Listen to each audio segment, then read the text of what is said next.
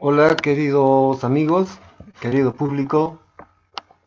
Una vez más, el grupo Dos Amarus, grupo cultural de nuestra región huancaína, nuestra región central, se dignen a hacer otra pequeña conferencia respecto a un tema muy controvertido, que es respecto de Hugo Blanco en su participación en la reforma agraria que data desde mucho tiempo. Para esto se ha diseñado la participación de tres grandes intelectuales de nuestra región. Como invitado al grupo tenemos a Elías Morales. Él es egresado de Pedagogía de la Universidad del Centro y va a empezar la exposición nuestra muy querida Susanita, Susi, la doctora Susana Rojas. Ella es historiadora, egresada de la Universidad Católica, muy conocedora de la historia de nuestra región y va a exponer respecto a cómo evolucionó las haciendas, cómo evolucionaron desde lo que eran las encomiendas en la época virreinal, diferenciándose muy claramente, y ella lo va a exponer así, respecto de las haciendas sureñas, que básicamente eran ganaderas, a diferencia de las centrales que eran de pan llevar, posiblemente porque la capital Lima estaba más cerca, o cómo sería, y algo de las haciendas del norte que tenían una particularidad especial. Vamos a agradecer mucho la participación de Susanita. Luego, inmediatamente, sin perder el tiempo, porque ya nos hemos comido algunos minutos, participará Elías Morales, es el egresado de Pedagogía, como decíamos en antes, y él se va a abocar a la historia de la Confederación Campesina del Perú, que originariamente fue idea de Mariátegui, pero ha sido manoseada por un montón de intereses políticos y de eso se va a encargar para explicarnos nuestro querido Elías. Finalmente cierra el, esta serie de conferencias pequeñas a cargo de Alberto Chavarría, ya muy conocido por todos ustedes porque varias veces ha sido director de nuestro gran movimiento Los Amados. Él es docente de literatura de la Universidad del Centro y el tema que va a abordar es el contextualizar toda esta problemática de la reforma agraria y los movimientos agrarios y la reforma agraria nacional, cómo se contextualiza en el movimiento político, económico a nivel regional y a nivel mundial. Porque todos sabemos de que ningún fenómeno, sea físico, biológico, intelectual, es aislado, todo está concatenado. Y de ello se va a encargar nuestro querido Alberto. ¿Ya? Entonces, damos paso primero a Susi. Bienvenida, Susi.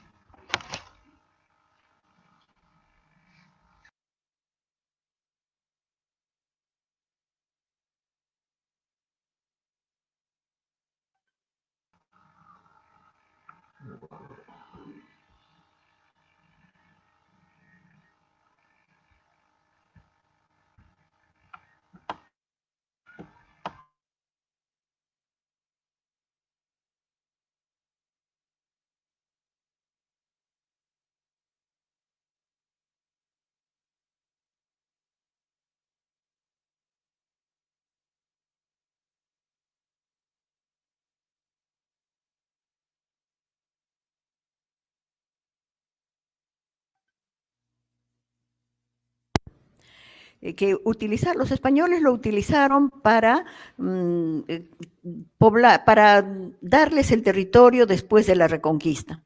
Al llegar los españoles a América, la distribuyeron también en el virreinato, en el Perú.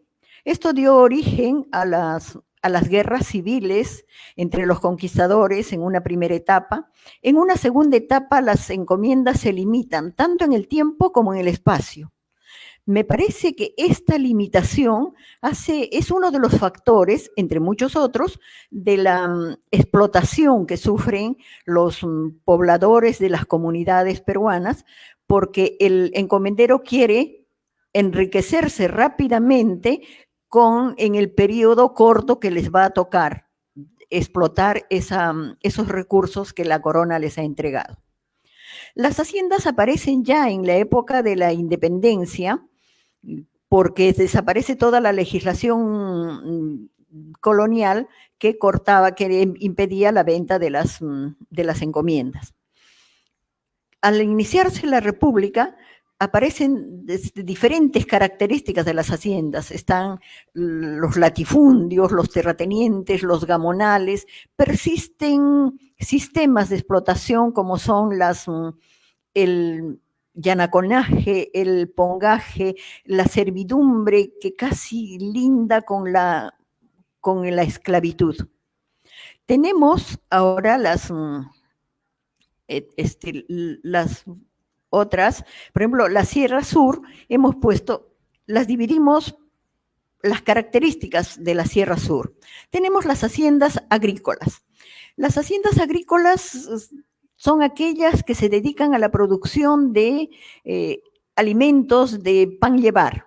Decimos diversos pisos ecológicos porque no todos los hacendados tienen una extensión territorial en un solo piso ecológico, sino hay muchos que tienen en las zonas de Puna, en los valles interandinos y en la selva alta, o sea, en las zonas de la Convención y Quillabamba.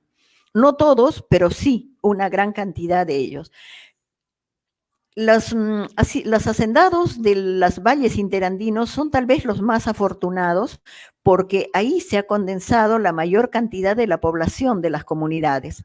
Entonces tienen mano de obra, diríamos, en abundancia. Los que viven los de la selva alta son los colonizadores, los que van ingresando ahí. Se aprovechan de esos territorios y también tienen la dificultad de la mano de obra. Sabemos que en las comunidades amazónicas el poblador es nómade, recolector, cazador, pescador. Entonces tienen algunos de estos problemas, pero los hacendados que tienen propiedades en los valles interandinos, pues los hacen trabajar a doble turno. Pero aquellos que no tienen esa facilidad contratan a los trabajadores eventuales en los meses de mayo, junio, julio, agosto, porque septiembre tienen que regresar a sus actividades continuas. En el Valle de la Convención y de Quillabamba se forman muchísimas pequeñas haciendas con pocos cientos tal vez de hectáreas, pero hay dos grandes propietarios.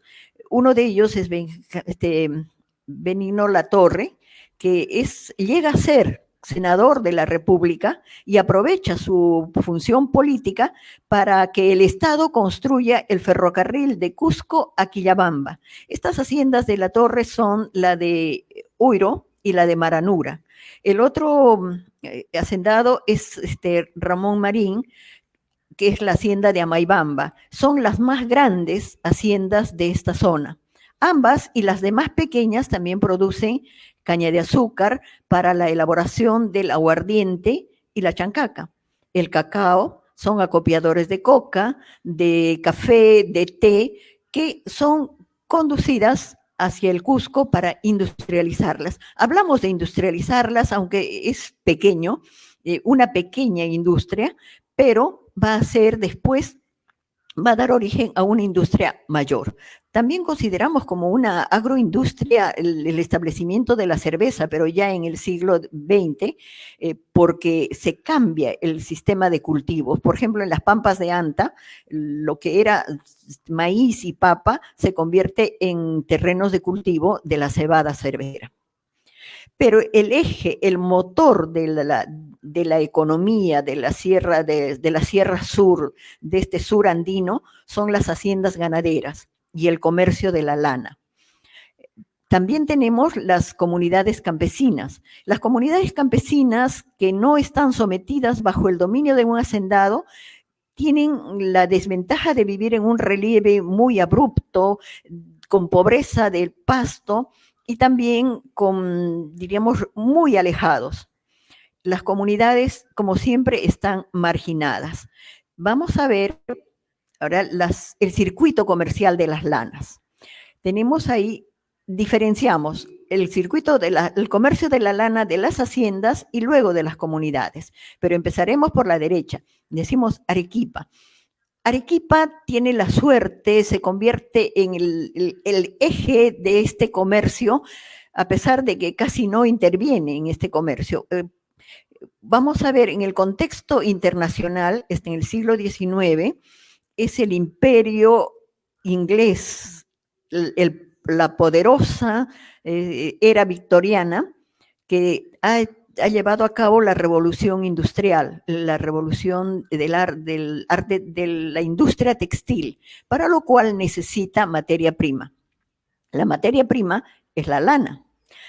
Ellos no esperan que la lana vaya hasta Inglaterra, sino que van a establecer en Arequipa casas comerciales, diversas casas comerciales, porque hay una especie de competencia, quién puede adquirir mayor cantidad de lanas. Estas casas comerciales vienen con ingleses, pero además de tener ingleses, viene con su cuerpo diplomático, consulados que posiblemente piensan defender los intereses de las casas comerciales, no solamente de Inglaterra, porque también vienen casas comerciales de Francia y de Estados Unidos. El precio de las lanas, tanto para las haciendas como para las comunidades, lo establece la Bolsa de Valores de Londres. Ese es lo que va a hacer la ganancia. La sociedad arequipeña se forma entonces con una oligarquía internacional. El cuerpo diplomático, los representantes de las casas comerciales, los hacendados y algunos altos funcionarios. Es una oligarquía cerrada. Hay una incipiente clase media, diríamos, formada por los contadores, los notarios, los abogados, altos funcionarios de las aduanas. Un segundo nivel funcionario, no diríamos funcionarios, trabajadores de un segundo nivel, y luego la clase baja, que estaría formado por los estibadores, los arrieros, los agricultores. En cuanto al desarrollo de Arequipa, es el sembrío.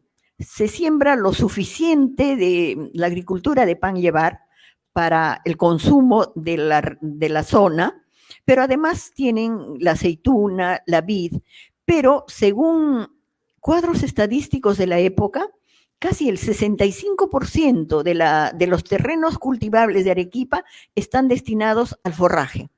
¿Por qué?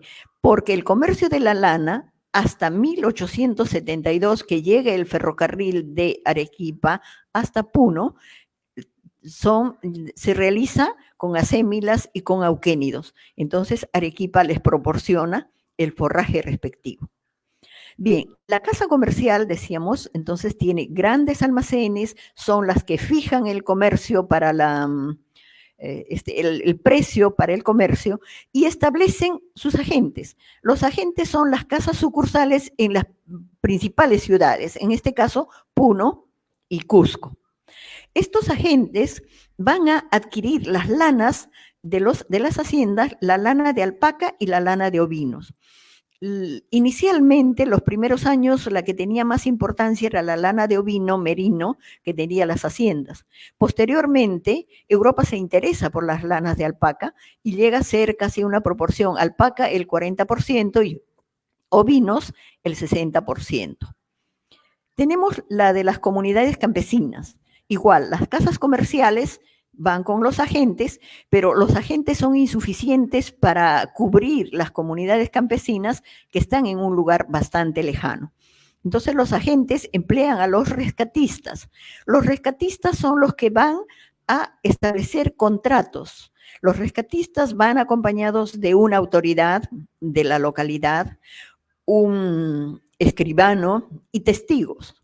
Entonces ellos son los que fijan el precio de la lana que van a adquirir en las comunidades y la cantidad de lana. La producción de la lana no es uniforme todos los años. Hay años en los que el friaje debilita a los animales porque la nieve cubre totalmente el pasto, entonces estos animales o enflaquecen o mueren. Y también las crías son cubiertas por la nieve y también mueren. Pero los rescatistas no ponen en cuenta estas, diríamos, estas incidencias climáticas, y si han hecho un contrato por 100 quintales de lana y solamente les entregan 80, en cambio se llevan parte del ganado de las comunidades para cubrir esa deuda. La consideran como si fuera una deuda. Ellos entregan el contrato, aunque los comuneros no estén presentes en su casa, les dejan por debajo de la puerta y ahí eso queda como un asunto sellado. Los acopiadores ya no son los que van a recoger. Los rescatistas van antes de la esquila, unos 2 meses antes, por ejemplo. Los acopiadores van inmediatamente después de la esquila para recoger la lana y llevarlas donde los agentes, quienes prepararán las caravanas para ir con la lana hacia Arequipa. Bien, el mercado que hemos visto de este circuito de las lanas, perdón, es estos hacendados ven también digamos, la bolsa de valores es muy fluctuante. Los precios a veces bajan muchísimo porque surgen competidores en Australia y en Nueva Zelanda. Entonces, algunos de estos hacendados viajan a Europa para traer maquinarias y establecen las fábricas de tejidos. En la zona rural del Cusco tenemos la de Lucre, Urcos y Maranganí. Maranganí no es la hacienda, sino son muchas haciendas de los Mejía que van a hacer la fábrica de tejidos Maranganí, que se enfoca hacia un mercado nacional, mientras que tanto Lucre como Urcos tienden más bien al mercado internacional, pero hacia Bolivia, el norte de Chile, el norte de Argentina. También se establecen unas fábricas de tejidos en mismo Cusco, la Huáscar, que trabaja con lana, con algodón, que lo lo traen desde Ica, y la Estrella, que trabaja con lana, pero lana más urbana, diríamos, casimires, lanetas, telas un poco más de uso urbano. Bien. Con esto pasaríamos a la Sierra Central. La Sierra Central vamos a condensarla en el Valle del Mantaro. Ponemos ahí el desarrollo del mercado regional entre 1830 y 1884. El Valle del Mantaro adquiere un desarrollo, un mercado interno. Es la mejor época, tal vez, del Valle del Mantaro, porque es autosostenible. El mercado se va formando con las haciendas. Hay pequeñas haciendas en torno al Valle del Mantaro, pero que tienen menos, tal vez 20,000, 10,000 hectáreas, mientras que hay 3 grandes hacendados. Los Valladares son el ejemplo, cuyas haciendas abarcan más de 270,000 hectáreas, tanto en la margen derecha como en la margen izquierda. Adquieren estas haciendas de 3 maneras: por compra, por préstamo, y luego, al no poder el prestatario cubrir la deuda, se apoderan de la prenda, y luego por usurpación. ¿De dónde tienen dinero para la compra de estos terrenos? Por la minería de Cerro de Pasco. Y en el caso preciso, uno de los hacendados son los Valladares. Manuel Valladares, que tiene 3 hijos, Luis Enrique y Manuel Fernando, y una hija, pero la hija carece mucho de relevancia, pero sí fundó un liceo Valladares en Ocopa. Los hijos los mandan a estudiar a Alemania, donde importan raza, los Holstein y carneros merino. Otros hacendados son los Olabegoya, que recorren desde Argentina hasta Lima o a veces hasta Piura, juntamente con Otero, por ejemplo, pero que compra en Tarma, pero los Olabegoya compran de los descendientes de los Apualaya, compran la hacienda de Consac, que ha sido servido de base a la SAIS Tupac Amaru.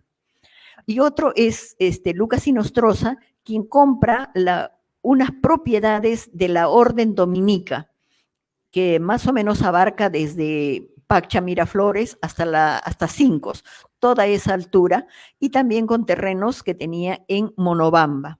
Estos hacendados también tienen los pisos ecológicos. Valladares, por ejemplo, abarca lo que sería Laibe, Antapongo, Río de la Virgen, toda la zona de Huasicancha. En la margen izquierda tiene Acopalca, la zona que va hacia Parehuanca, hacia Rocha, Runatullo, ya por la entrada de Comas y también Comas. Estos hacendados no tienen la facilidad de exportar sus productos hacia Lima. El camino es muy difícil y si sus vacas engordadas van hacia Lima, llegan delgadas y no tienen el mercado. Entonces, las comunidades se organizan como productores. Por ejemplo, tenemos Julcán, que es de producción de cueros, la curtiembres, los áperos, las monturas, las botas, los zapatos. Molinos tiene, además de los molinos, también el trabajo con la madera, San Jerónimo, la platería, no los adornitos que hacen ahora, sino la vajilla utilitaria en plata, que daba estatus a los hacendados. Hualguas en los tejidos, cajas, los sombreros de lana, Concepción, los panes, de Cerro de Pasco viene la plata, de Huánuco viene el aguardiente y la coca. La coca que es sumamente importante y de mejor calidad. De la selva vienen las frutas, de Huancavelica viene la sal negra para los animales, además las llamas cargueras que son necesarias para ello.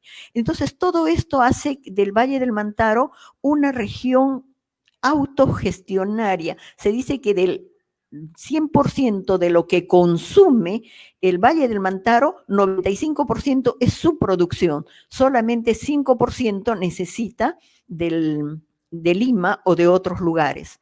Entonces, esta es nuestra mejor época que se va a romper en 1881 cuando llega el ejército de Cáceres y el ejército chileno, que se mantiene hasta 1884. Por eso decimos en la destrucción del mercado. Mantener a dos ejércitos más las guerrillas, más los montoneros, por tanto tiempo, va a disminuir la mano de obra. Muchos campesinos mueren, los hacendados pierden también la mano de obra y también van a perder mucho de su ganado. El ganado se lo consumen los ejércitos y otros son robados. Ahí va a producirse, diríamos, o Cáceres encuentra que hay algunos que son colaboradores con el ejército chileno, entre ellos un hacendado Jacinto Ceballos de las haciendas de Comas, como es la hacienda Punto y Callanca, y Comas adquiere con los comuneros, las guerrillas de Comas, adquiere bastante importancia porque solos pudieron derrotar a un destacamento chileno en Sierra Lumi, la exterminaron por completo. Entonces son muy considerados por Cáceres.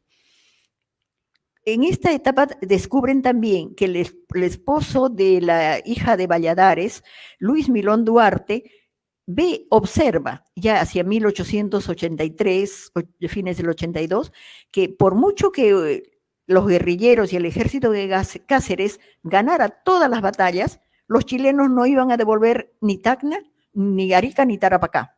Entonces, él opta por la paz. Cáceres descubre la comunicación entre Milón Duarte y Miguel Iglesias y lo considera como traidor. Entonces empieza una campaña antiterrateniente. Cáceres dice, ellos son traidores, ellos quieren que los chilenos se queden, ocupen sus haciendas. Y se ocupan algunas de las haciendas de los Valladares. Cáceres, enemigo entonces de los Valladares, promueve esa ocupación. Pero como promueve esa ocupación, los comuneros de Colca, hacia el sur, ya casi Huancavelica, se ocupan las haciendas.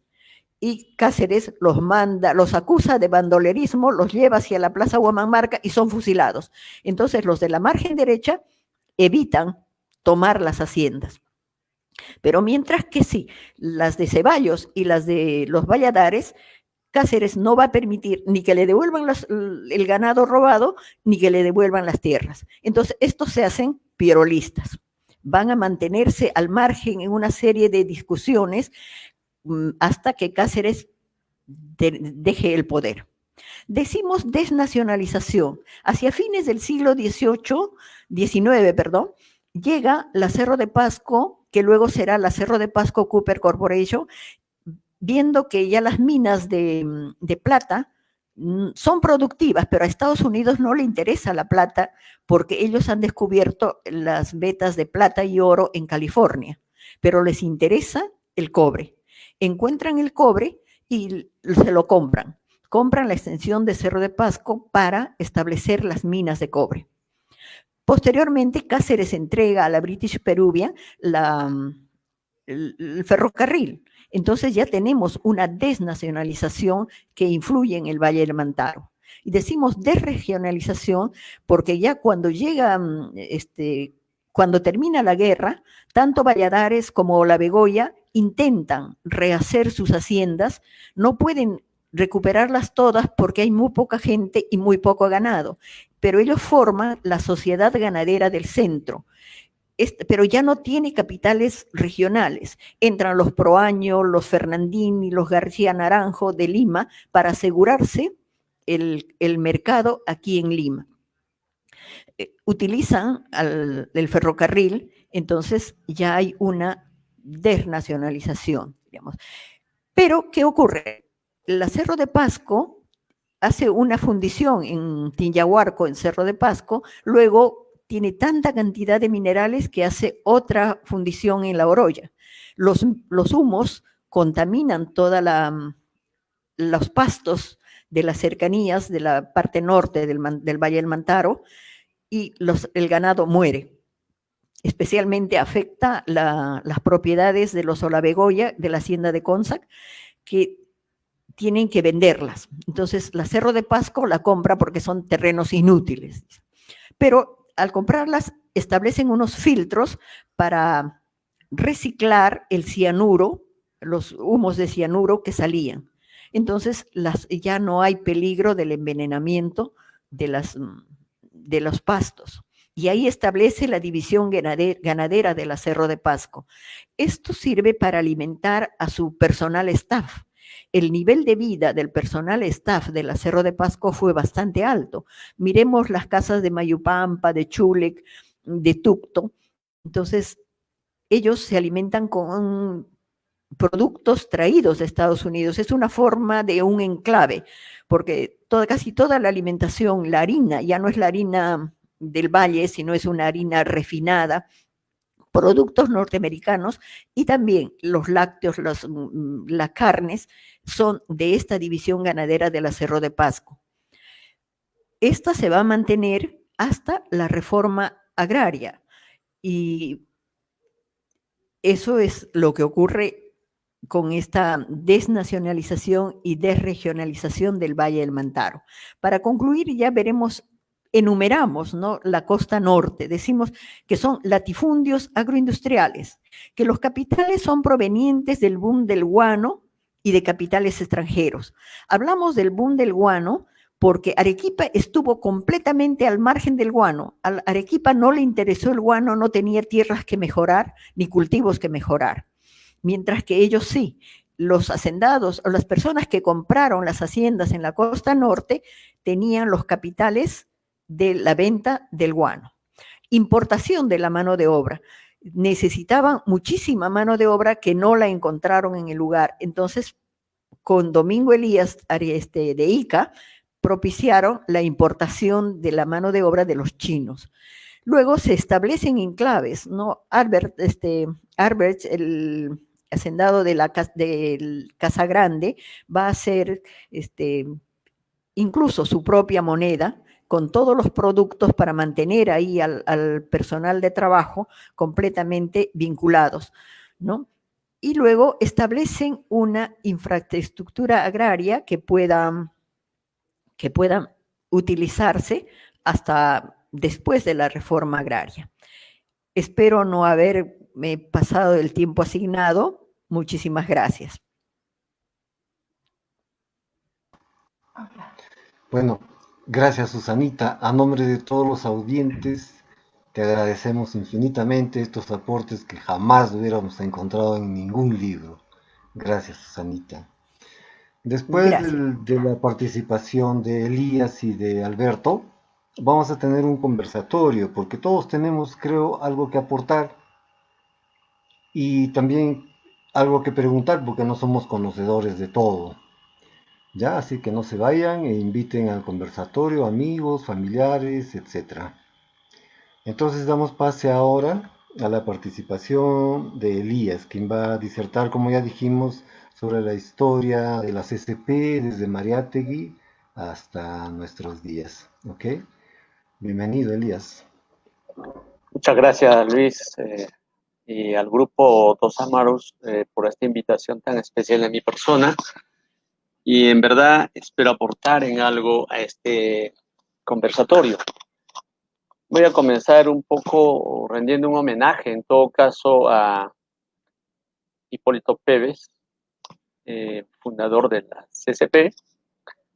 De igual manera, a un dirigente que hace pocos días ha muerto, que ha sido de la CCP, Floriano Dávila Sosa, un dirigente histórico de la misma camada, si se puede decir, de Hugo Blanco, Luna Vargas, entre otros. En verdad, para comenzar, tendríamos que decir, a partir de la exposición de la doctora, el tema del campesinado está ligado a una reivindicación histórica. Creo que hasta el día de hoy no ha sido solucionado por este Estado, a pesar que estamos a punto de cumplir los 200 años de independencia. Partiría por decir lo que decía Mariátegui, que la presencia del indio en el proceso, por ejemplo, de la independencia ha sido fundamental. De tal forma que todos los indios o campesinos hoy, denominados así hoy, han participado. Por ejemplo, el caso de Basilio Auqui Huaytaya, ¿no? Un líder campesino de los montoneros, que encabeza todo el proceso de sublevación en Cangallo, Ayacucho, y en 1819 va a jurar la independencia a Cangallo.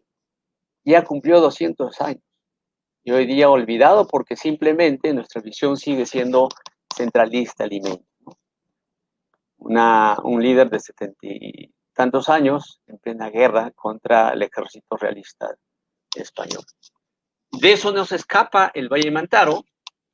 Estamos exactamente a pocos días de cumplir los 200 años de la jura de la independencia, que es 20 de noviembre, y desgraciadamente desde diversas instancias de la sociedad, la universidad, los colegios, otras instancias que debería recordar y debería ser una forma de reivindicar, de revalorar nuestra identidad, no se está haciendo nada. Hablaba Susana acerca de la participación de los campesinos, y como sabemos, el discurso antiterrateniente de Cáceres va a jalar pues al tema de la guerra al campesinado, ¿no? Y gracias a ello es que las guerrillas que se dan en la zona central deciden el curso de esta guerra con Chile en el Valle Mantaro. Sin embargo, terminada la guerra vamos a ver la presencia de una figura muy importante, justamente porque Cáceres y la aristocracia limeña se olvida y quiere reconstruir el país después de esta guerra a expensas del campesinado. El abuso de incrementar el impuesto y además otras acciones de los poderes locales va a generar, en todo caso, en 1885, la rebelión de Pedro Pablo Atusparia, un alcalde indio de Marián, Ancash, y que va a terminar trágicamente con la muerte de él y de otro líder minero, en este caso de Uchcu Pedro, ¿no? Otro gran dirigente aquel. Entonces, si vemos antes del siglo XX, En el siglo XIX vemos movimientos que están ya surgiendo, pero estos movimientos aún no se engarzan en una forma u otra, en una organización permanente constante. Y si hablamos del movimiento campesino, tendríamos que partir diciendo, recién en el siglo XX, las primeras décadas se van dando los primeros indicios de organización, y justamente es en 1910, con las luchas de las haciendas serranas y los ingenios azucareros de la costa, se dan los primeros sindicatos. En el caso de Costa, ¿no? Los sindicatos de trabajadores, obreros agrícolas, si se quiere, de los grandes ingenios azucareras. En la sierra es el tema de la recuperación de las tierras usurpadas por grandes gamonales, terratenientes, que de una u otra forma lo va a motivar al campesinado a tomar conciencia. Graficado estos hechos muy bien, por ejemplo, por Ciro Alegría en su libro El mundo es ancho y ajeno, ¿no? Cuando vemos a Rosendo Macchi defendiendo su comunidad, recuperando las tierras ante la invasión, todo eso, y otros literatos como Arguedas mismo, con El sueño de Pongo, o Redoble Porrac. El hito importante del movimiento campesino es 1916, cuando en Parcona, en Ica, se organiza el primer sindicato de pequeños propietarios, bajo la figura de Juan Pérez Oliveros, que años más adelante vamos a ver que es el primer secretario general de la CCP. ¿Cuál es su plataforma? En la defensa de los pequeños propietarios en la lucha contra los terratenientes por control del agua, y también apoya a los trabajadores de las grandes haciendas, de los ingenios azucareros, en la lucha por las 8 horas como un derecho fundamental, ¿no? Esto hay que tener en cuenta. Entre 1920 y 22 se va a desarrollar diversas luchas azucareras en la costa, norte en especial, mientras que en la sierra en general, las comunidades campesinas desarrollan acciones de recuperación de las tierras que se habían apropiado de los grandes gamonales, ¿no?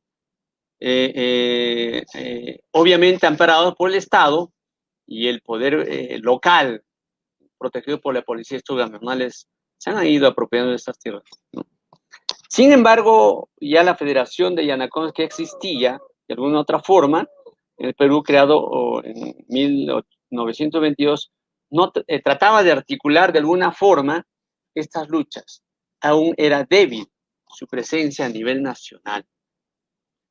En 1923, por ejemplo, hay una lucha muy importante en Huancané, es la toma de tierras, ¿no? La recuperación de las tierras usurpadas por los gamonales, ¿no? Y amparados, como digo, por los gobiernos y los poderes locales, ¿no? Durante el gobierno de Augusto B. Leguía, por ejemplo, como una forma de frenar este proceso de recuperación y las luchas campesinas, Augusto B. Leguía va a crear el patronato de la raza indígena, ¿no? Reconociendo ciertos derechos en papel, pero no en la práctica, ¿no? Y la lucha continuaba. No se aplicaba pues lo que se aprobaba. ¿Qué pasa entre 1929 y 1930?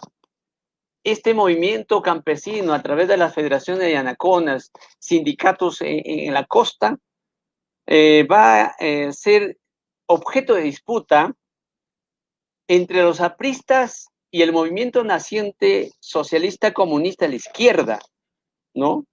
Y a esto va a llevar a un debilitamiento del movimiento campesino, aún más. Este debilitamiento va a ser también un factor de eso, la represión que tiene el APRA, ¿no? Y la crisis del 29. Entonces, también es una forma de ir poniendo mayor fuerza, en todo caso, a la izquierda y generar espacios de conducción del movimiento campesino. Hay todo un proceso y recién podríamos decir que el 11 de abril de 1947 se crea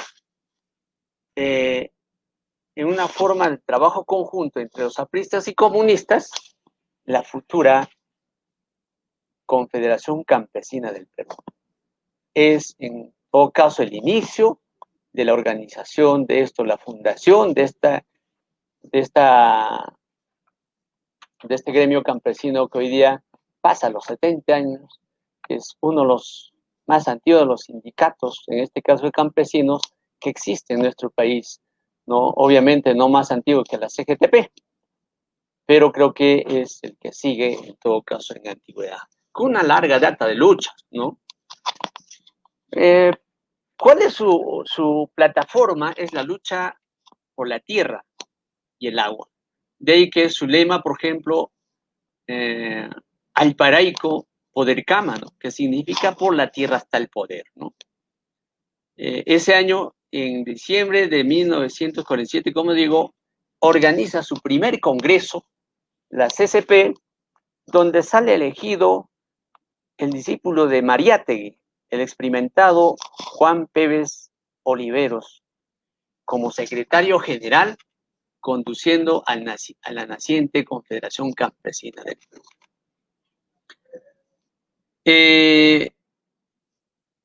El APRA va a ser siempre con su actitud de hacer alianza dentro de su lógica, en vista que en este proceso fundacional no ocupa un espacio importante en la conducción gremial, va a también fundar, después de la fundación de la CCP, el FENCAP, ¿no? Buscando generar el paralelismo a la CCP, ¿no?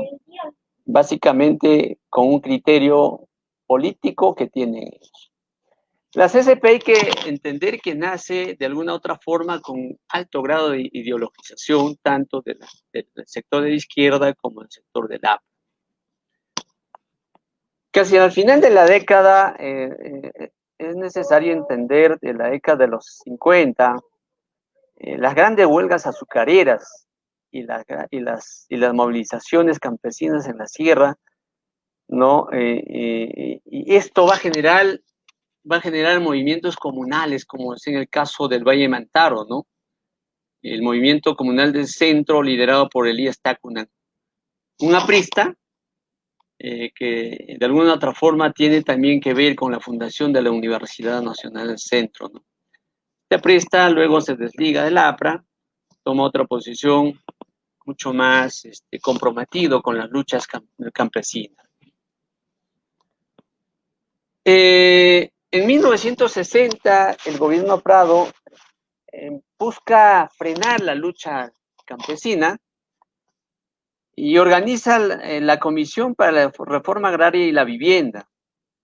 Y después de un largo trabajo y discusión, surge un proyecto de ley que dejaba de afuera de una posibilidad de reforma agraria que de verdad pueda afectar a los campesinos, o digo a los hacendados, ¿no? Y puede beneficiar a los campesinos.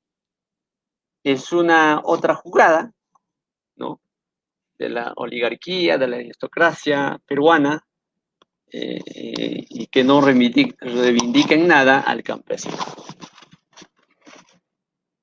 ¿Qué pasa en 1962? Recordemos que en el contexto internacional está la Revolución Cubana, el enfoque de las luchas a través del foquismo, ¿no? Vamos a encontrar a un joven dirigente, ¿no? Procedente de terrateniente mediano, en este caso me refiero a Hugo Blanco Galdós, a quien tuve la dicha de conocer en 1987. Él, después de estar en Argentina, convencido de la revolución socialista, se liga con el movimiento trotskista, pero vuelve hacia Cusco, que es donde su natal tierra en todo caso, ¿no? Y se hace pues parte de los campesinos que arrendaban tierras. Y ahí ve una serie de barbaridades, como el hecho de marcar a un campesino, ¿no?, obrero de una de las haciendas, ¿no?, con el fierro caliente en las nalgas. Eso le marca profundamente y va a tener que ir asimilando por dónde iba la situación. Hugo Blanco, ¿no?, se compromete a través de diversas acciones con el movimiento campesino de la Convención y un proceso tan peculiar llama la huelga general de los campesinos. Pero eran los campesinos que eran los que arrendaban las haciendas, parte de las tierras de la hacienda, bajo la condición de una servidumbre hacia el hacendado. En tanto que al arrendar pequeñas parcelas, tenía que trabajar el campesino en su tierra y en la tierra del hacendado. Entonces, ¿dónde estaba el kit del asunto de la huelga? No trabajar en la tierra del hacendado. Entonces, esta huelga duró aproximadamente 9 meses, ¿no? Y ahí comienza la primera plataforma, en todo caso, de la reforma agraria. Y ahí comienza el inicio de la reforma agraria. No es que la reforma agraria nació con Juan Velasco Alvarado, no, es con Hugo Blanco y otros dirigentes. Y bajo la conducción de la Confederación Campesina del Perú, acaba de saltar la figura también de Andrés Luna Vargas, ¿no? Un piurano que también está en la misma lógica de recuperar las tierras de los grandes ingenios azucareros del norte.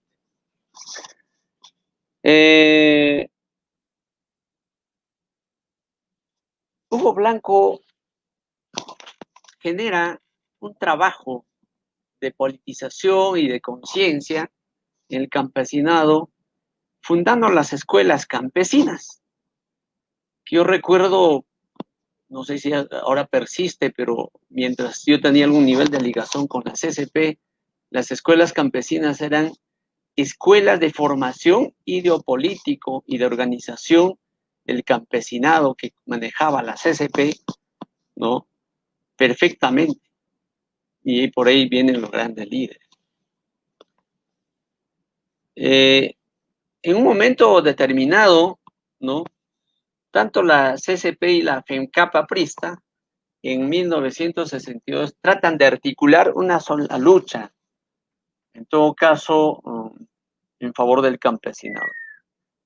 En este proceso van a hacer lo que fue la bandera, el movimiento Bandera Roja, que es una incisión del Partido Comunista Peruano, es una incisión de la tendencia maoísta.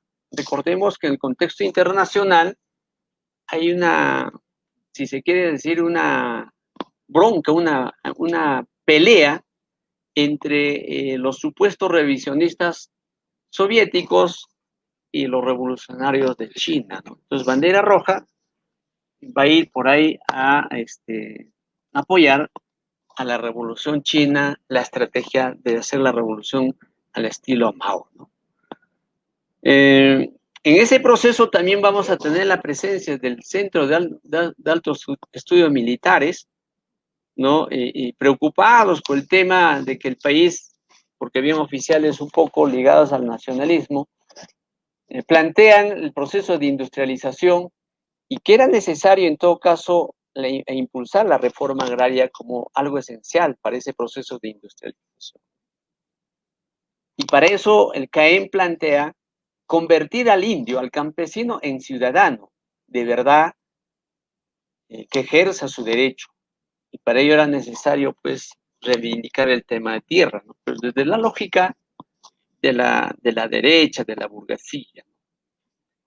Como sabemos, en 1963 Belaúnde asume el gobierno y plantea una reforma agraria, pero entra en disputa ideológica con la CCP porque lo que plantea Belaúnde es con indemnización, mientras la CCP no plantea eso, es la devolución de las tierras a los campesinos, a las comunidades, y también respetando la autonomía de las comunidades. En ese proceso también al interior de la CCP, que era conducido por Bandera Roja, vamos a encontrar posiciones dispersas, contradictorias, ¿no? Que más tarde también va a generar otro tipo de incisión, porque va a salir el movimiento Estrella Roja, ¿no? El grupo de Saturnino Paredes plantea que hay que aprovechar la reforma que va planteando la burguesía a través del gobierno, mientras Estrella Roja ya no plantea eso, sino es cualquier reforma agraria solo va a ser garantizado, concretado, si se logra construir socialismo en el viejo Estado, ¿no? Ese es su planteamiento. En 1964, efectivamente, se aprueba la Ley de Reforma Agraria, que establece un largo proceso hasta la adjudicación a los campesinos, a las comunidades de las tierras, ¿no? Un trámite burocrático tan tedioso que no es garantía de una verdadera reforma agraria. Por el contrario, es una forma de alargar el proceso reivindicativo del campesinado. Entonces, siguen las tomas de tierra, tanto en el sur como en el centro, en Ayacucho, ¿no? Recordemos que en 1965 está iniciándose las guerrillas del movimiento de izquierda revolucionaria, una facción del APRA rebelde, encabezado por Luis de la Puente Uceda. Y bajo su enfoque de estrategia de guerra-guerrillas, ellos plantean que el movimiento campesino es el sostén de esa guerra de guerrillas para la construcción del socialismo. Y se acentúa justamente en la convención donde Hugo Blanco había realizado ya una gran lucha que le va a llevar obviamente a Hugo Blanco más años posteriores a un proceso de juzgamiento, incluso la posibilidad de una condena a muerte, ¿no? Felizmente el movimiento internacional impulsado desde Europa va a salvarle pues, a Hugo Blanco de una posible, digamos, pena de muerte, ¿no? La reforma iniciada durante el gobierno de Hugo Blanco, en alguna otra forma, facilita seguir haciendo las luchas campesinas, recuperando las haciendas para las comunidades, para los campesinos, ¿no?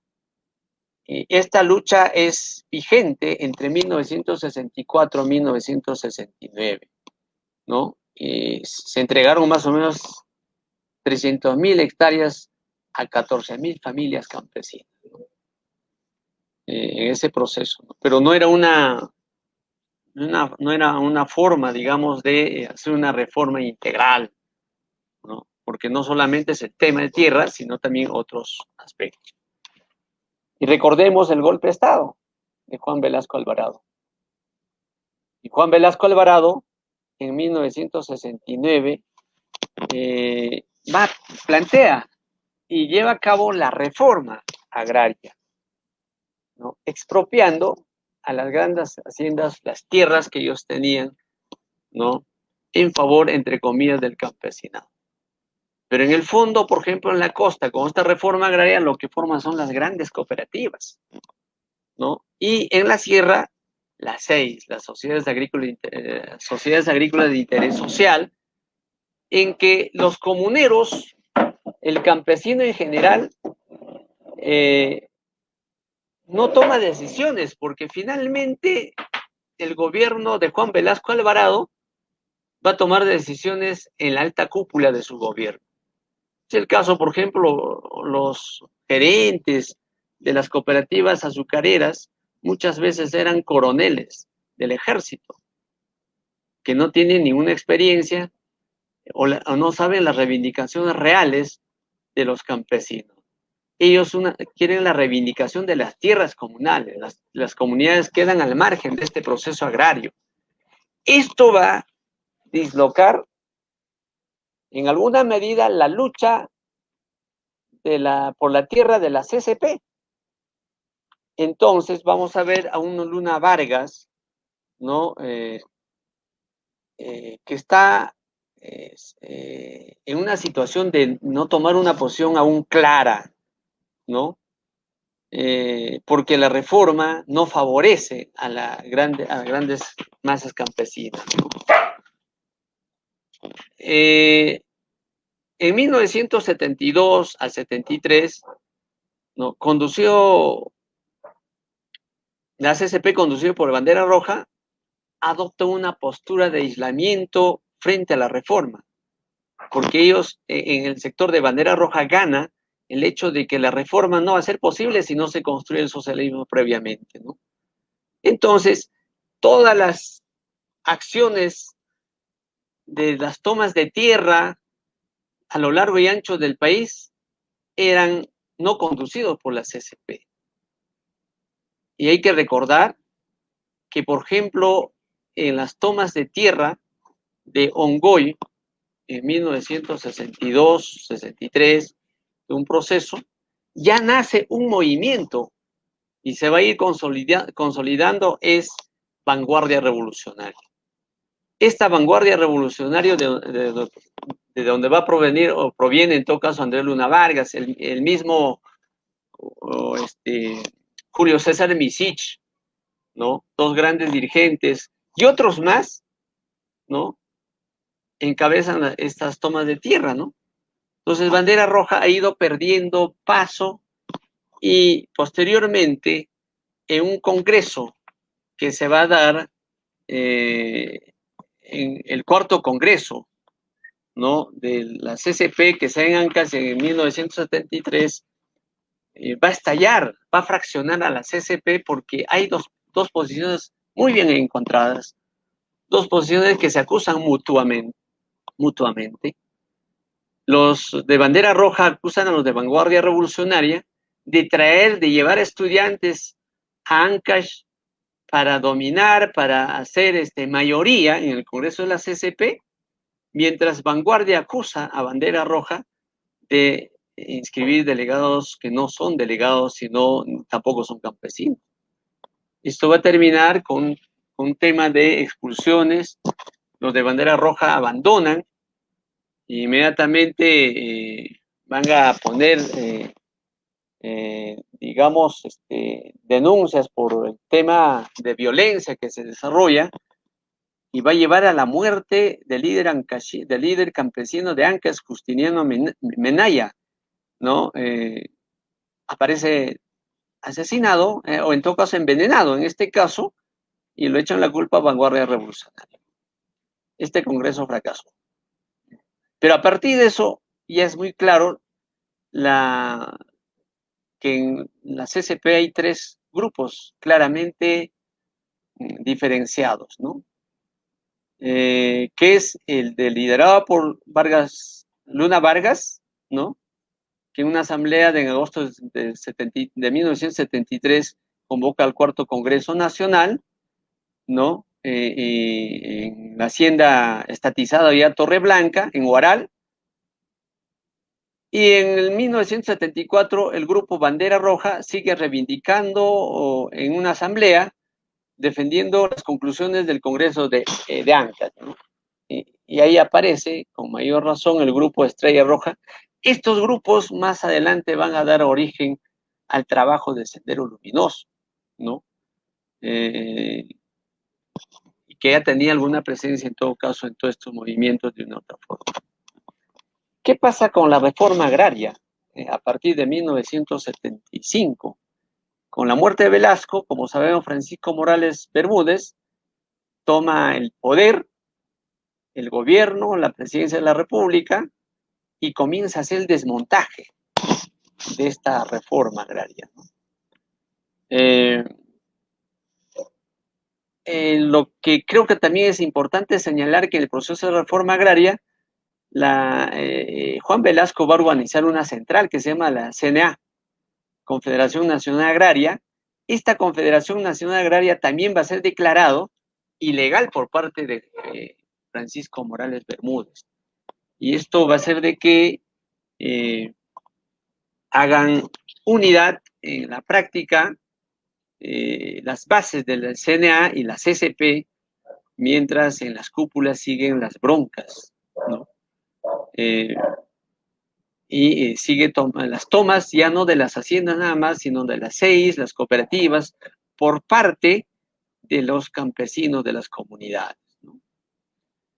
En este proceso, el movimiento popular social que lucha contra la dictadura militar, en 1977, en julio, va a convocar un gran paro nacional que ha sido un paro muy histórico, ¿no? Muy recordado por el movimiento popular, y como consecuencia de eso, y la despedida el despido que hubo muchas veces de dirigentes de las diferentes centrales, de los sindicatos, la CCP plantea una huelga general hasta la insurrección popular, pero esto no tiene eco, desgraciadamente. Y sigue la CCP en todo caso un poco desubicado, porque la lucha por la tierra, es decir, Alparaico, Poder, Cama, va quedando un poco rezagado porque de alguna otra forma se había conseguido algo de las tierras que reivindicaban las comunidades, ¿no?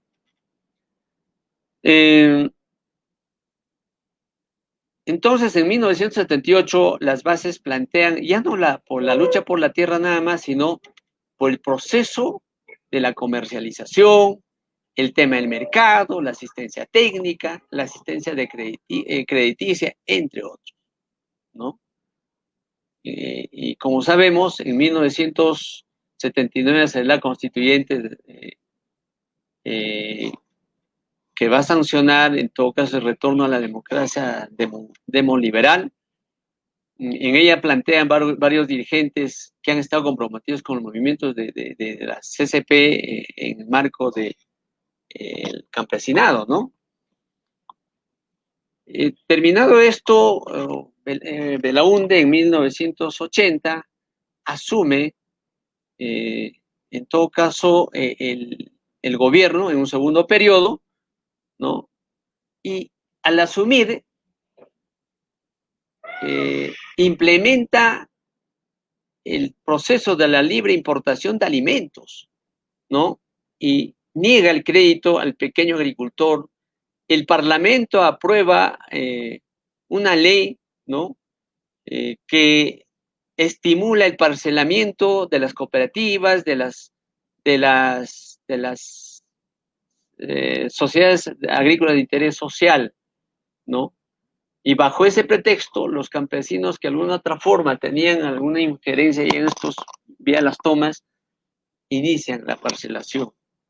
La CCP y la CNA busca convencer a los campesinos que no es lo correcto el parcelamiento de las tierras, que no es lo correcto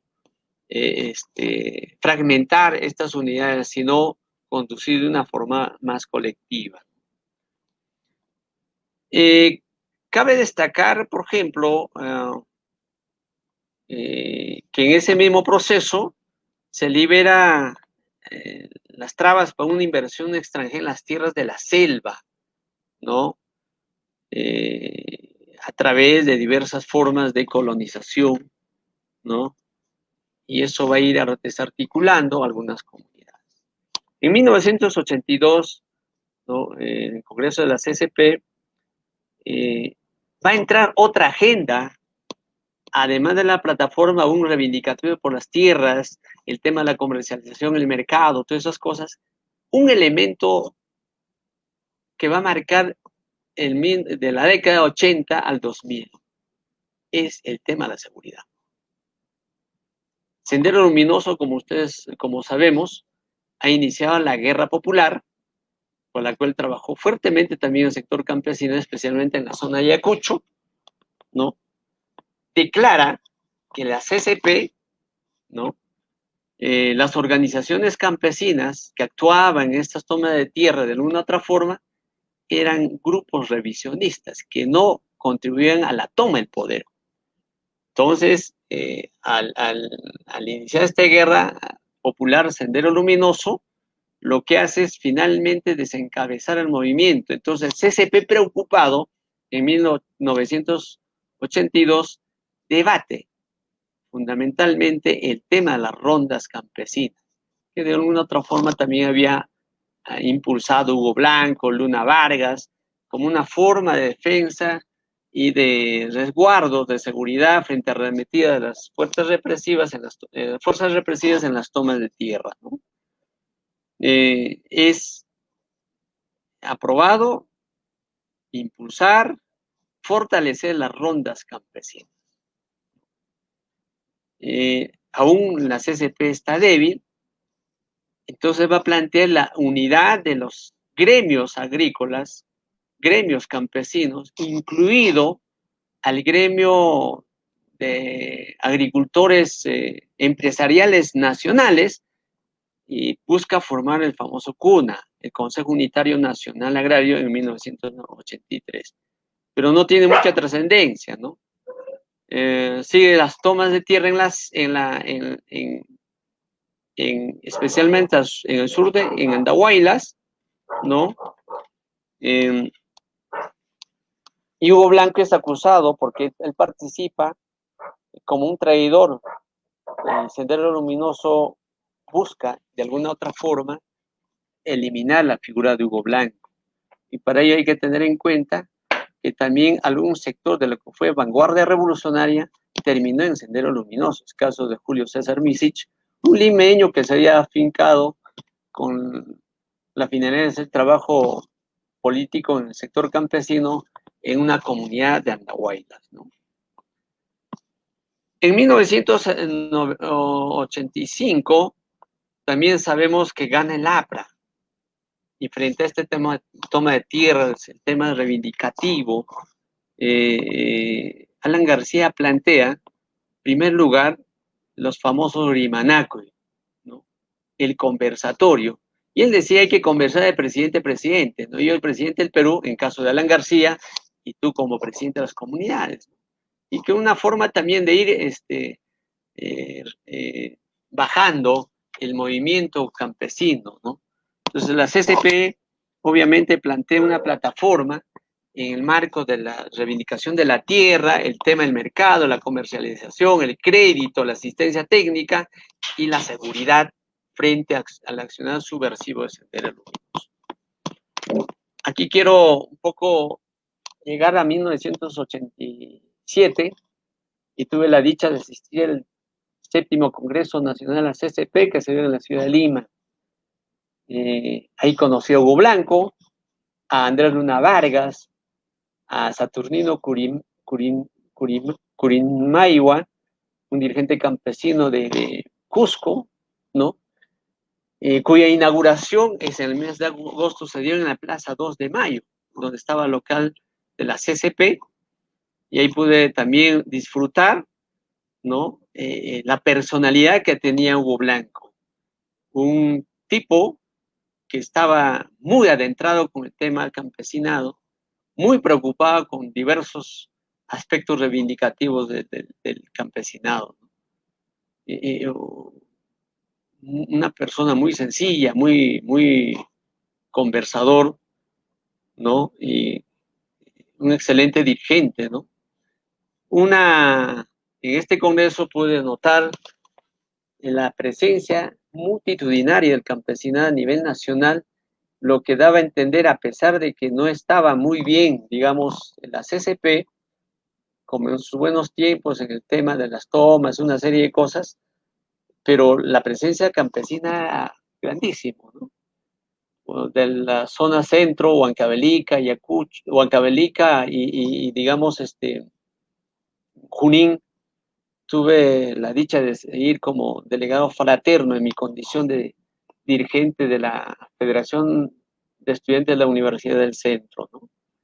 En este congreso sigue el debate muy fuerte en función al tema de la seguridad de los dirigentes de las comunidades campesinas, frente al accionar de la violencia, y que en el medio se veía tanto el campesino, en el medio de la confrontación entre Sendero Luminoso y las fuerzas militares. Recordemos que hay muchos dirigentes que han muerto, en caso de Puno, en el mismo Junín, no se me viene el nombre de estos dirigentes por el momento, han sido ejecutados tanto por Sendero Luminoso como por los militares.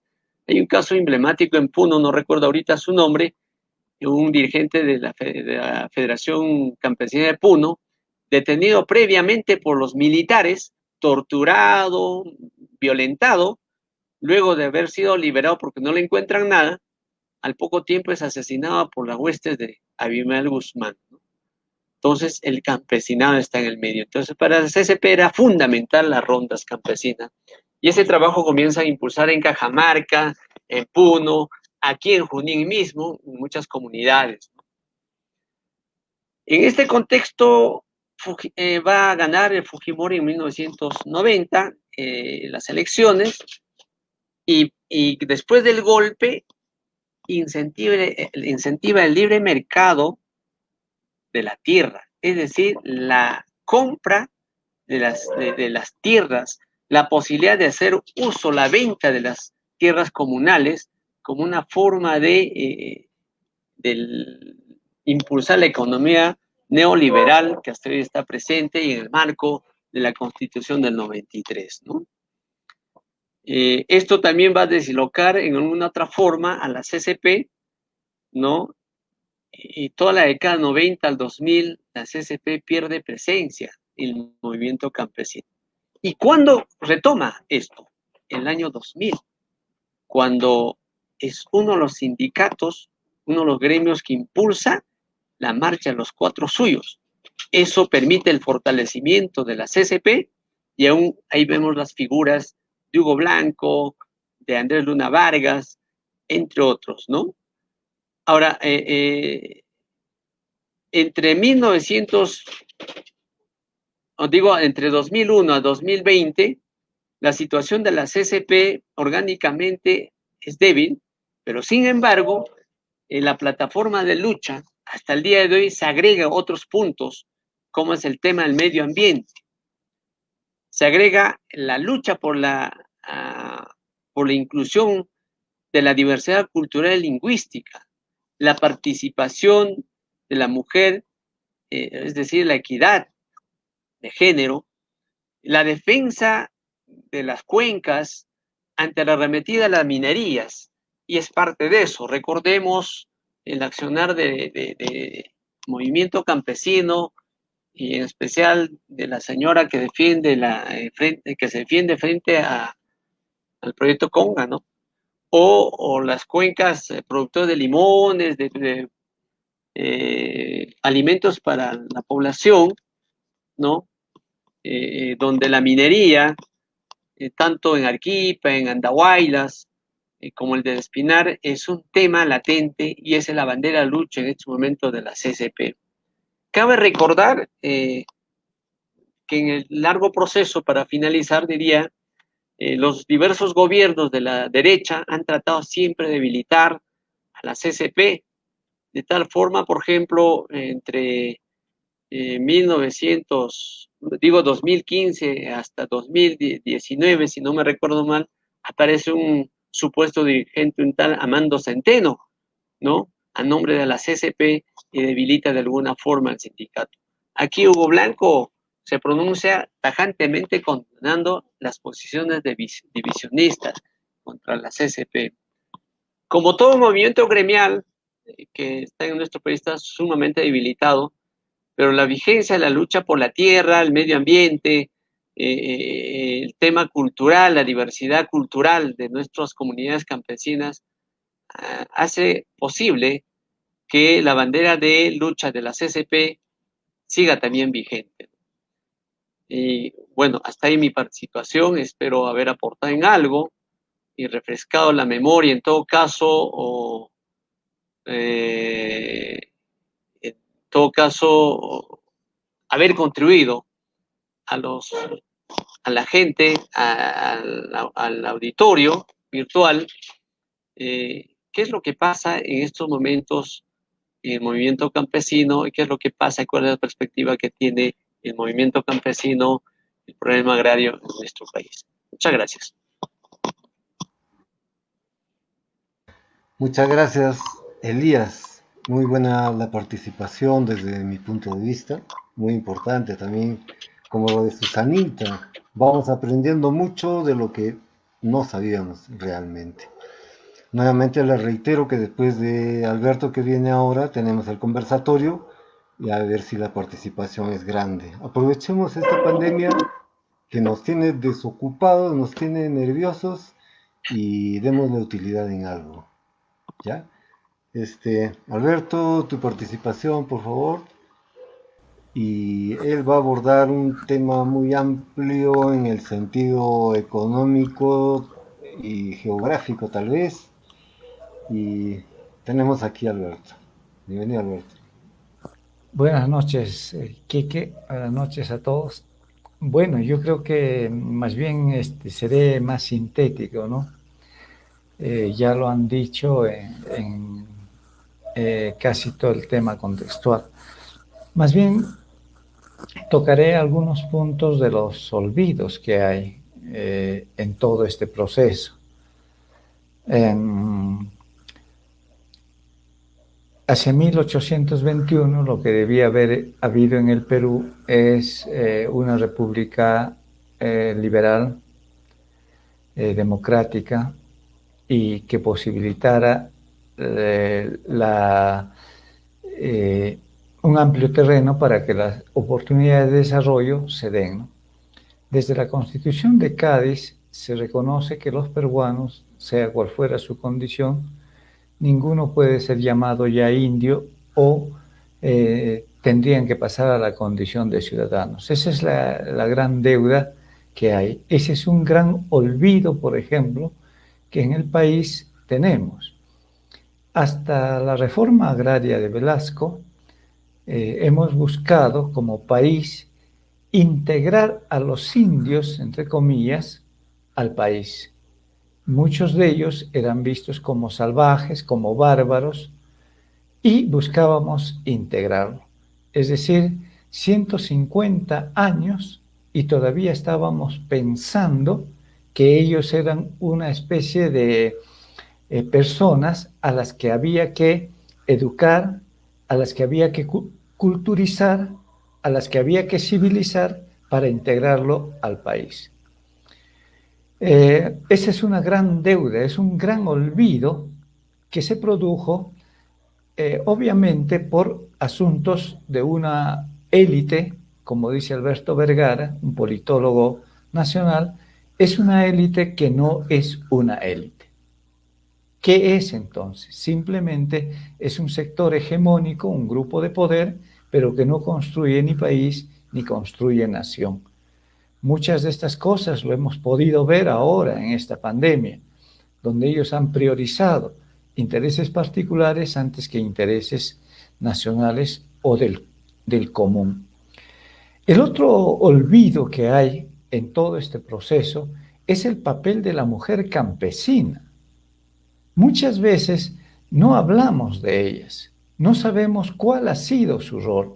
Lo hemos visto en algunos casos, en las guerras, por ejemplo, cuando Tupac Amaru con Micaela Bastidas, con Tomás Atito Condemaita, luego en la independencia con las hermanas Toledo y algunas otras mujeres más, en la época de la guerra con Chile, con las vilipendiadas y conocidas como rabonas, en el caso de Perú, en el caso de Chile, las cantineras, pero luego no hemos visto en realidad en el proceso campesino andino cómo es la participación. Esa es una gran deuda, por ejemplo, que tenemos que plantearle principalmente a los historiadores, porque ellos son los que llevan adelante las investigaciones en estos casos.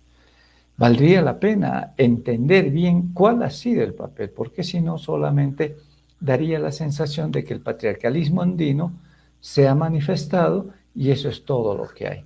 Yo creo que hay mucho que ver sobre la condición de la mujer en las comunidades, en las haciendas y en su participación, tomando el criterio de la biopolítica, de lo micro ¿Cómo es su participación? ¿Cómo ha sido su discusión?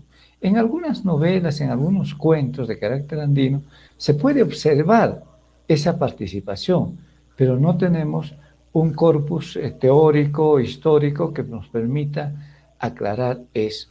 ¿Y por qué hablamos de eso? Porque ya lo sabemos.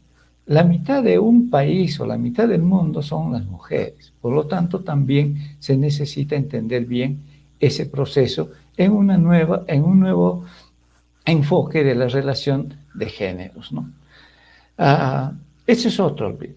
El otro aspecto que tenemos que ver es qué ha significado a partir de más o menos 1880, en que aparecen como movimientos campesinos, porque rebeliones indígenas han habido, como lo dice Scarlett O'Phelan, han habido muchas rebeliones indígenas, pero cuando se aclara la figura con González Prada y con Mariátegui sobre el problema de la vinculación entre el indio y la tierra, aparece esta nueva forma de lucha social, la lucha campesina.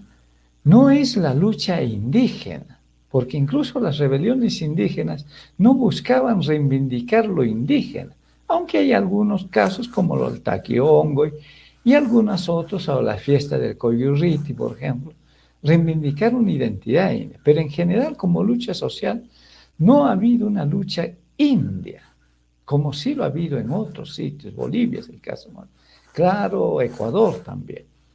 Pero definir el asunto como problema del indio y problema de la tierra como una unidad, es que empieza a aparecer la lucha campesina. Entonces vemos que hay un texto interesante que se llama De indio a campesino, cómo se hace este traslado, cómo se hace este tránsito.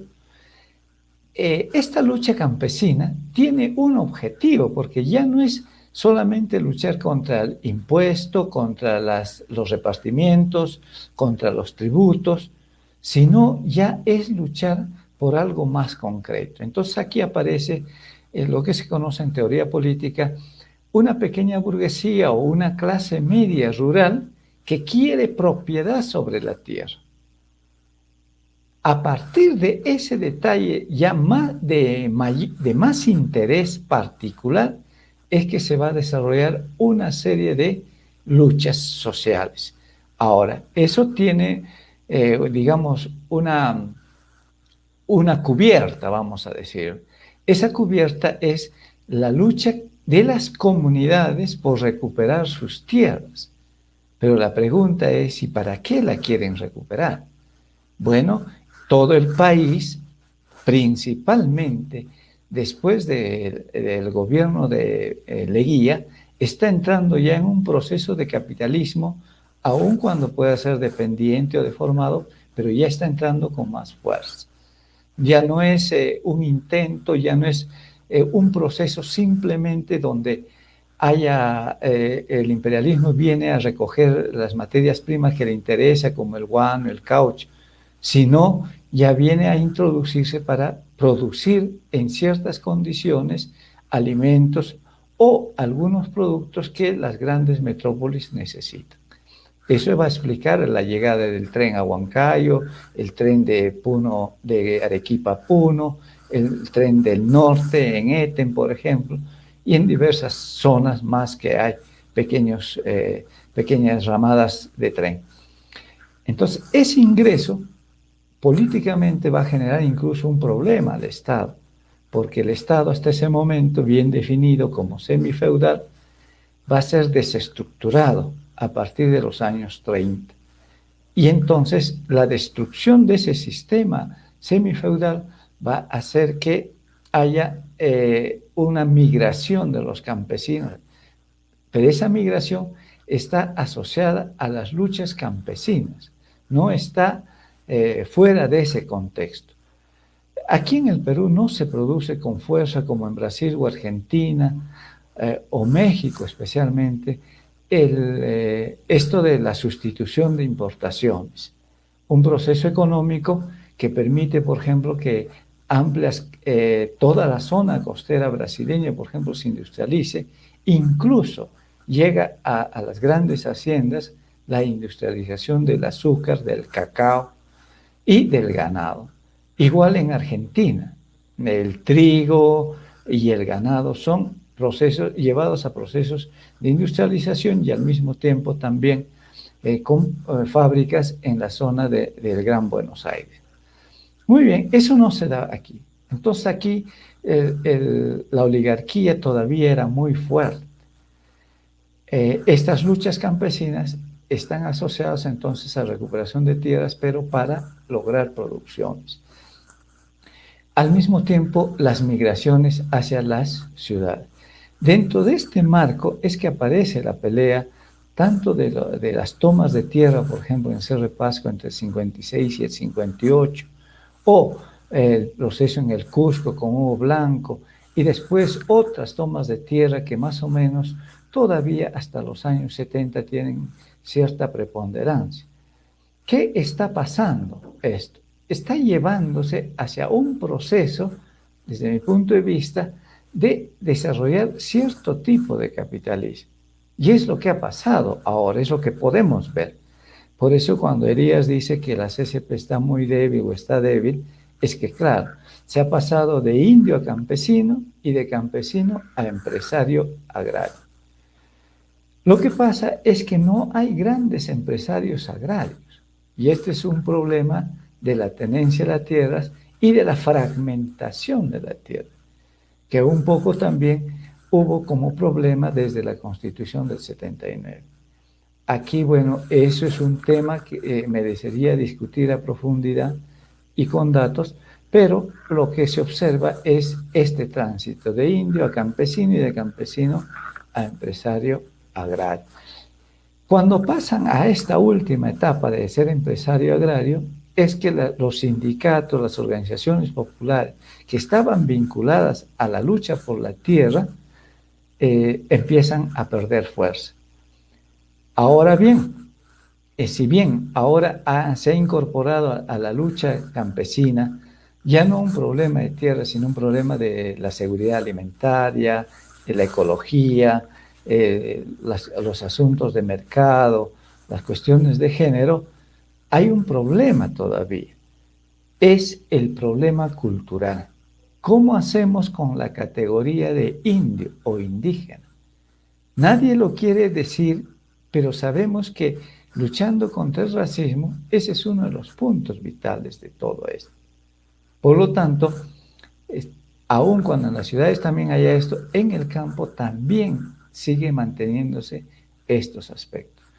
Por lo tanto, otro de los olvidos es ver con claridad este tránsito de indio a campesino y a empresario. Otro aspecto olvidado es que la lucha por la tierra siempre fue un asunto de cambio político, de transformación del sistema político o por lo menos de una reformulación y que se construyera un Estado-nación.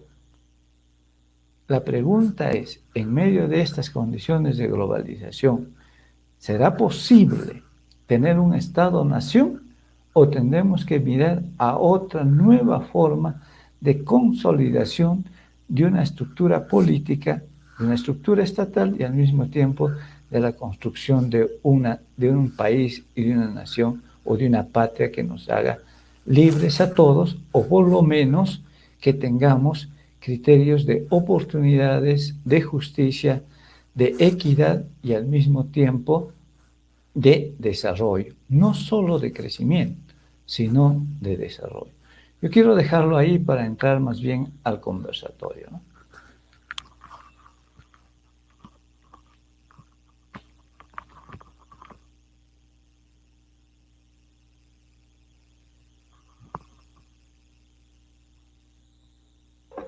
Bueno, agradecemos mucho a Alberto y ya lo conocemos todos. Por la premura del tiempo, pues pasaremos inmediatamente al conversatorio, quedan todos invitados. Antes quisiera añadir lo siguiente. ¿Estoy en el aire? Antes quisiera añadir lo siguiente. Es una opinión particular, ¿no? Creo que los movimientos campesinos han tenido solamente rebeliones, como dijo Alberto, pero el problema ha sido por qué no han triunfado y hasta ahora se sigue luchando por la tierra, luchando por las reivindicaciones campesinas, etcétera. Creo que es muy importante saber, entender que estamos pues ya en pleno siglo XX, cuando la cultura, la filosofía, las ciencias han crecido tanto que ya no podemos tener movimientos tan simples.